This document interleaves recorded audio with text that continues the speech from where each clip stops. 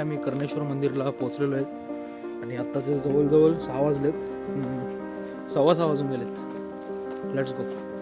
कर्णेश्वर मंदिर हे मंदिर जवळजवळ शेकडो वर्ष जुने आहे असे मानले जाते. या मंदिराची दगडी वास्तुशाली, कोरीव काम आणि शिखराची रचना खरंच पाहण्यासारखी आहे. येथील स्थानिक कथांनुसार येथे प्राचीन काळापासून शिवपूजा केली जाते आणि हा परिसर आध्यात्मिक शक्तिस्थान म्हणून मानला जातो. तसेच हे संपूर्ण मंदिर काळ्या दगडातून बांधलेले आहे, मजबूत व जाड भिंतींचे आहे. उंच गोलाकार शिखर नैसर्गिक जिजेमुळे अजूनही ऐतिहासिक भास देतो. गर्भगृहात स्वयंभू शिवलिंग आहे. मंदिराभोवती घनदाट हिरवळ टेकड्या आणि शांत वातावरण आहे. मंदिर नेहमी थंड व प्रसन्न वाटणाऱ्या जागेत वसलेले आहे. महाशिवरात्रीला येथे विशेष यात्रा, भजन, कीर्तन व रात्रभर पूजा असते. श्रावण महिन्यात दर सोमवारी मोठी गर्दी बघायला मिळते. त्याचबरोबर स्थानिक लोक हे मंदिर कुलदैवत किंवा ग्रामदैवत म्हणूनही मानतात. खरंच हे देवस्थान बघण्यासारखं आहे. आमचं दर्शनही खूप चांगलं झालं, पण आमचा अनुभव इथे काही चांगला आला नाही आम्हाला. आणि मी असं का म्हणतोय हे तुम्ही आता व्लॉगमध्ये बघालच. आता इथपर्यंत सर्व काही ठीक होतं.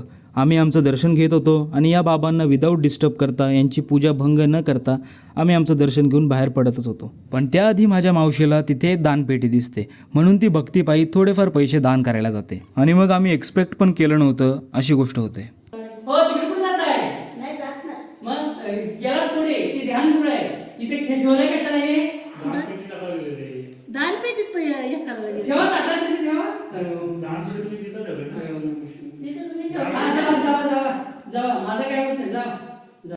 आता इथे जर तुम्ही पाहिलं असेल तर तिथं क्लिअरली मेन्शन केलं होतं की कोणीही आत जाऊ नये दर्शनासाठी, म्हणून आम्ही आतही गेलो नाही. आम्ही बाहेरनंच दर्शन घेतलं आणि दानपेटी तर बाहेर होती, त्यामुळे आम्ही दानपेटीमध्ये दान करू शकतो पैसे. आणि नंतर आम्हाला समजलं की ते बाबा आमच्यावरती का ओरडले.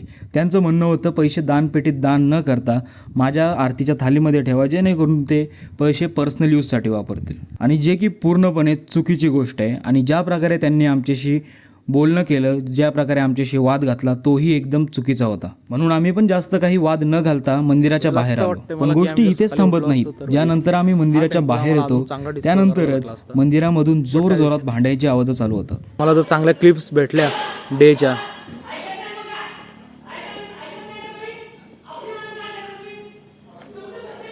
आणि थोड्या वेळाने समजतं आम्हाला की आतमध्ये नक्की काय झालं. तर त्या काकी येतात बाहेर आणि सांगतात की त्या बाबांनी त्यांना नारळ फेकून मारला, जो की देवाच्या कृपेने त्यांना नाही लागला, तो खाली पडला. म्हणून आम्ही सर्वजण मिळून त्या मंदिराच्या ट्रस्टीकडे गेलो, जेही ते मंदिराचे म्हणजे कारभार बघत होते त्यांच्याकडे गेलो आणि त्यांना सगळी ही घटना सांगितली आणि त्यांना एक कंप्लेंट नोटीस दिली की बाबा असं असं झालं आहे आमच्यासोबत. आणि त्यांचं असं प्रत्युत्तर होतं की ते जे आता बाबा आहेत त्यांचे आता वय झालेले आहे, त्यामुळे त्यांची मानसिक स्थिती आता जागेवर नाही आहे, थोडी हललेली आहे. त्यामुळे ते असे रागारागात वागतात. आणि ही घटना फक्त आमच्यासोबतच नव्हती झाली, तर बऱ्याचशा पर्यटकांसोबत झाली होती असे ते म्हणत होते. म्हणून आम्ही एक छोटीशी कंप्लेंट नोटीस दिली आणि तिथनं निघून गेलो.